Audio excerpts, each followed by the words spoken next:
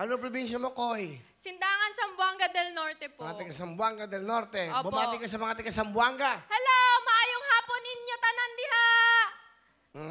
Okay. Bakit mo naisipan sa Maynila mag-aral? Para po magkaroon po ng maraming opportunity. Kasi po sa probinsya po namin, mahirap po yung mga opportunity na ganito. Ngayon po, nandito po ako nag-aaral. Eto po, naging scholar po ako ng bayan. Ganun po. Kaya masaya po. Ano ba ang trabaho ng tatay mo? Ano po, pareho po silang teacher po ng nanay ko sa Galing nga, public wala po. pa natin, ha? Ng mga Zamboanga del Norte, Koy. Koy, sino kasama mo?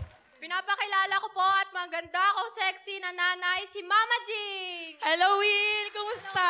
Okay, Nanay Jing, you're a teacher. You're a teacher. Wow. Opo, dalawa kami ng asawa ko po. Sige, ano gusto mo sabihin sa iyong anak?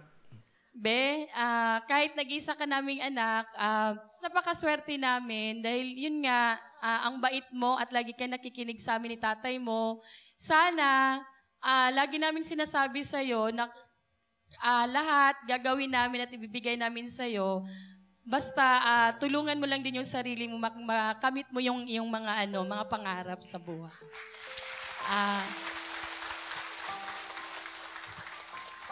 Ma, salamat po sa lahat ng mga paghihirap niyo sa akin. Alam ko po yung hirap ng buhay. And sobrang thankful po ako sa inyo. Alam niyo po yan. Mahal na mahal ko po kayo ni tatay. Yun lang po. Salamat.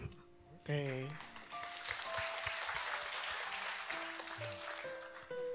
Yun ang masarap na tawag, tatay, nanay. Pilipinong-Pilipino. Nanay ko at tatay ko. Ang sarap kasi big kasi ng Tagalog eh, nay. Diba, tay? Parang napakalambing. Okay, nay, salamat ha. Ano ang talent ni Koy? Kakanta po. Pakinggan po natin magmula po sa Zamboanga del Norte, isang probinsyana na nag-aaral dito po sa Maynila na katira sa isang dormitory. Koy.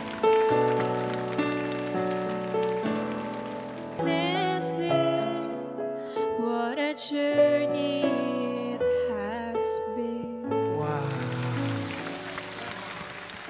Wow! Ang ganda. Relaxing. Alam mo yung boses mo pwede sa spa. Talaga? Relaxing. Hindi, nakakatuwa. Ay, alam mo, ang ganda ng boss mo. Very refreshing. Tama, Will. True. Then, ayan to ako. Yung 10,000.